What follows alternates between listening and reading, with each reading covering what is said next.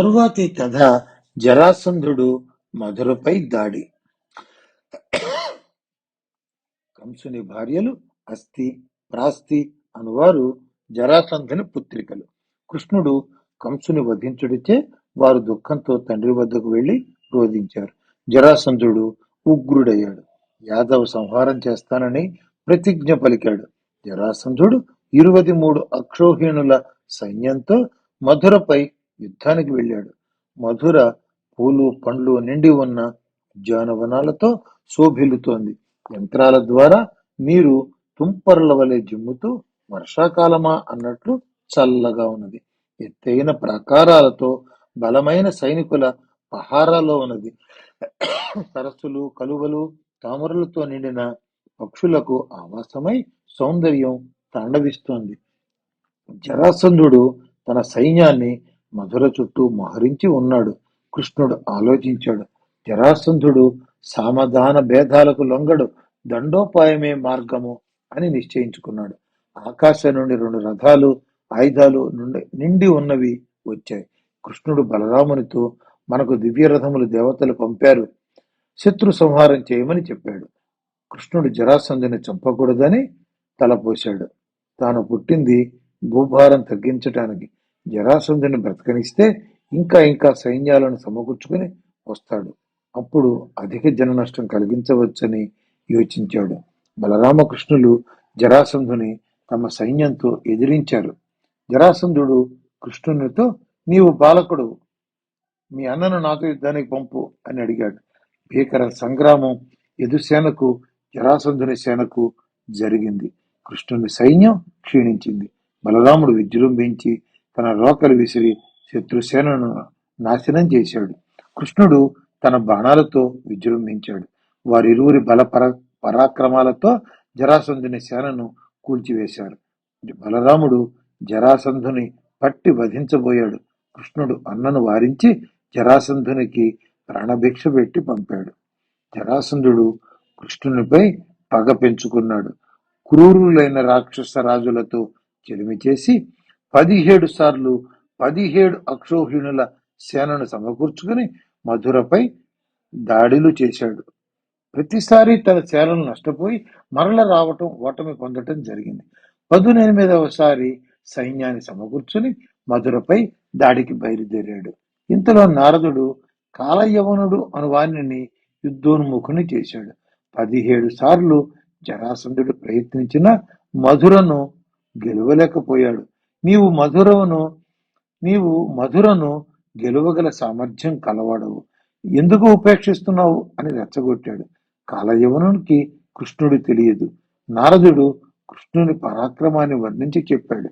కాలయవనుడు 3 కోట్ల మ్లేచ్చులను కూడగట్టుకుని మధురను ముట్టడించాడు. కృష్ణుడు బలరామునితో, ఒకవైపు కాలయవనుడు, మరొక వైపు జరాసంధుడు మనపై దాడి చేయటానికి సిద్ధమయ్యారు. వారిరువురు క్రూరులు.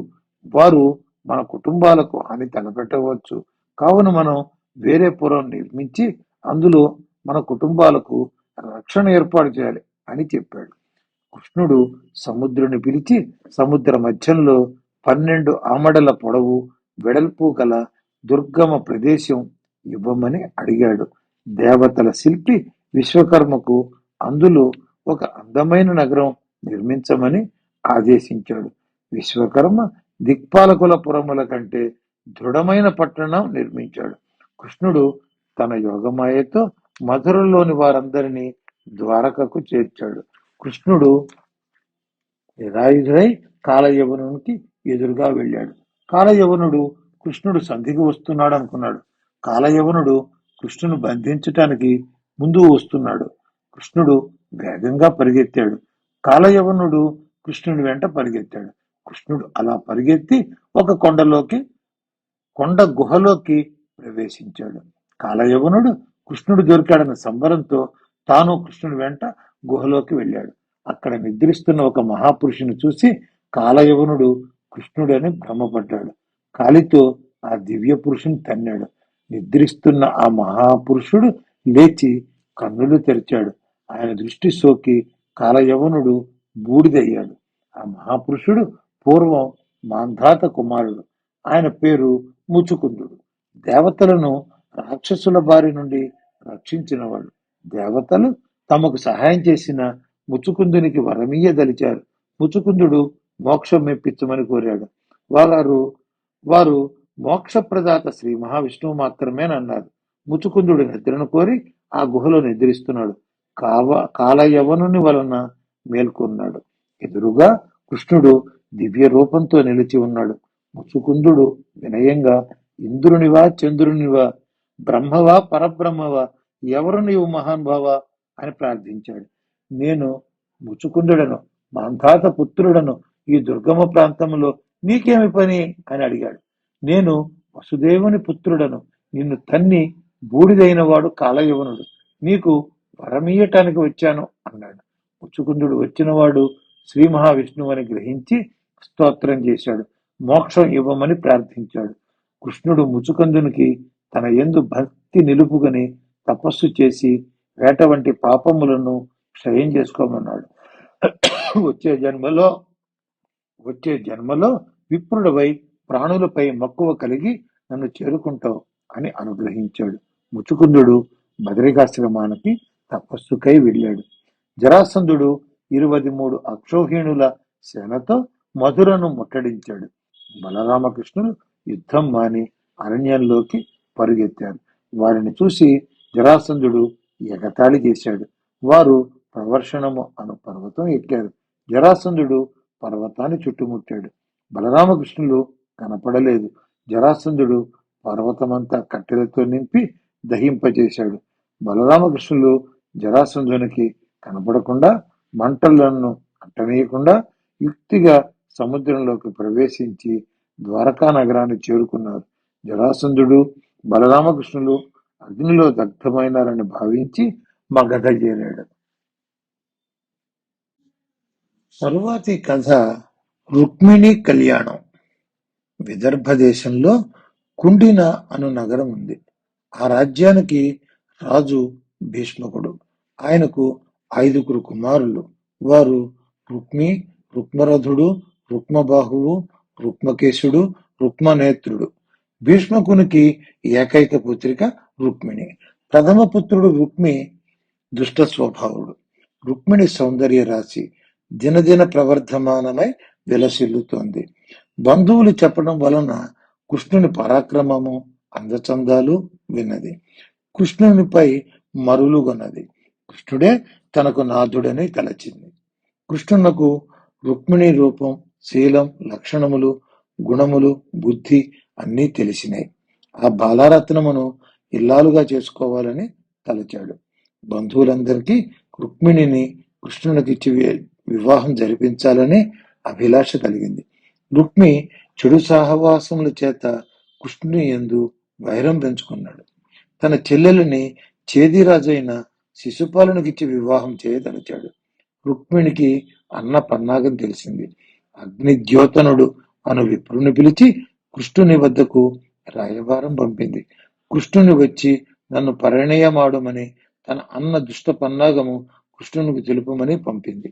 అగ్నిద్యోతనుడు కృష్ణుని వద్దకు వార్తాహరుని వలె వెళ్లి రుక్మిణి సందేశాన్ని కృష్ణునికి చెప్పాడు. కృష్ణుడు వెంటనే బయలుదేరి కుండిన చేరుకున్నాడు. భీష్మకుడు రుక్మి బలవంతం మీద రుక్మిణిని శిశుపాలునికిచ్చి వివాహం చేయటానికి అంగీకరించాడు. నగరమంతా కళ్యాణమునకు వైభవముగా అలంకరించబడింది. శిశుపాలుడు మహోత్సాహంతో కుండినకు వచ్చాడు. వానికి అండగా జరాసంధుడు, దంతభక్తుడు, సాల్వుడు, విదూరకుడు, పౌండ్రక వాసుదేవుడు తమ సైన్యములతో వచ్చారు. భీష్మకుడు శిశుపాలునకు స్వాగతం పలికి విడిది ఏర్పాటు చేశాడు. బలరామునికి కృష్ణుడు ఒక్కడే వెళ్ళటం, జరాసంధుని వంటి వాళ్ళు సైన్యంతో రావటం తెలిసింది. కృష్ణునికి రక్షణగా బలరాముడు మహాసైన్యాన్ని తీసుకుని తాను కూడా కుండిన నగరానికి చేరుకున్నాడు. రుక్మిణి మనస్సు ఆందోళనతో నిండి ఉన్నది.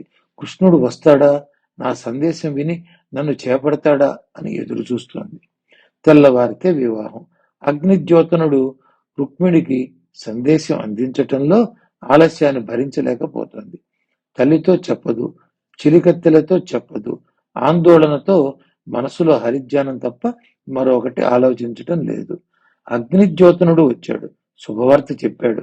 రాక్షస విధానంలో వివాహం చేసుకుంటున్నాడని తెలిసి ఆమె చింతను తొలగించాడు. భీష్మకునికి బలరామకృష్ణులు స్వయంవరానికి తరలి వచ్చారని తెలిసి వారికి స్వాగతం పలికాడు. మర్యాదలు పాటించాడు. అద్భుత సౌకర్యాలు కలిగిన విడిది ఏర్పాటు చేశాడు. విదర్భ ప్రజలు కృష్ణుని చూసి సంబరపడ్డారు. తమ రాకుమారిని కృష్ణుడు పెండ్లాడితే బాగుండునని తలపోశారు. రుక్మిణి అమ్మవారి పూజకు గుడికి బయలుదేరింది. పరివారం వెంట నడిచింది. దుర్గాదేవికి అర్చనలు చేసింది. దుర్గామాతను తన మనోభీష్టం నెరవేర్చమని వేడుకుంది. కాలినడకన బయలుదేరింది. రాజులు ఆమెను చూసి మోహితులయ్యారు. వారిలో ఉన్న కృష్ణుని చూసింది. కృష్ణుడు రథం దిగాడు. నడుచుకుంటూ వెళ్లి రుక్మిణిని చేయి పట్టి రథం ఎక్కించుకుని రథాన్ని వేగంగా ద్వారక వైపు పరిగెత్తించాడు. అక్కడి రాజులు ఆలోచించే సమయంలో రథం చాలా దూరం వెళ్ళింది. వారు యాదవ సైన్యంపై విజృంభించాడు. బలరాముని పరాక్రమానికి రాజులందరూ పలాయనం చిత్తగించారు. జరాసంధుడు శిశుపాలుని ఓదార్చాడు. జరాసంధుడు శిశుపాలునితో తాను 17 సార్లు కృష్ణునిపై ఓటమి పొంది 18వసారి విజయం సాధించాను. జయాపజయాలు దైవాధీనం. ఈ రోజు వారికి యోగం బాగుంది, చింతించవద్దని ఊరడించాడు. రుక్మి మాత్రం ఒక అక్షోహిణి సైన్యంతో కృష్ణుని వెంటాడాడు. కృష్ణుడు వాని రథాన్ని, అశ్వాలను, విల్లును విరిచాడు. నిరాయుధుణ్ణి చేసి తల నరకబోయాడు. రుక్మిణి తన అన్నకు ప్రాణభిక్ష పెట్టమంది. కృష్ణుడు రుక్మిణి దగ్గరకు పిలిచి రుక్మి గడ్డము, మీసము, వాని తలను సగము గురికి అవమానించి వదిలాడు. కృష్ణుడు రుక్మిణిని తీసుకుని ద్వారకా ప్రవేశం చేశాడు. ద్వారకను రంగరంగ వైభవంగా అలంకరించారు. దేవకి వసుదేవుల సమక్షంలో కృష్ణుడు రుక్మిణిని వివాహం చేసుకున్నాడు. లక్ష్మీదేవి అయిన రుక్మిణి కృష్ణుని సరస చేరటంతో శ్రీకృష్ణుడు అయ్యాడు. ద్వారక ఆ దంపతులను చూసి పులకరించింది. తరువాతి కథ శమంతకమణి. సత్రాజిత్తు సూర్యుని ఉపాసించాడు. వాని భక్తికి సూర్యుడు మెచ్చి శమంతకమణిని బహుమానంగా ఇచ్చాడు. ఆ మణిని ధరించిన సత్రాజిత్తు సూర్యుని వలె వెలిగిపోయాడు. శమంతకమణి ప్రతిరోజు 8 బారువుల సువర్ణాన్ని పుట్టిస్తుంది. ఆ మణి ఏ దేశంలో పూజింపబడుతుందో ఆ దేశంలో కరువు కాటకాలు, అరిష్టాలు ఉండవు. శ్రీకృష్ణుడు సత్రాజిత్తును ఆ శమంతకాన్ని రాజైన ఉగ్రసేనుడికి ఇవ్వమన్నాడు. సత్రాజిత్తు ఇవ్వనన్నాడు. సత్రాజిత్తు తమ్ముడు ప్రసేనుడు ఆ మణిని కంఠంలో ధరించి వేటకు అడవిలోకి వెళ్ళాడు. ఒక సింహం ప్రసేనుని చంపి మణిని తీసుకుని వెడుతుండగా జాంబవంతుడు దాన్ని చంపి మణిని తీసుకువెళ్ళాడు. ఆ మణిని తన సుతునికి ఆట వస్తువుగా ఇచ్చాడు.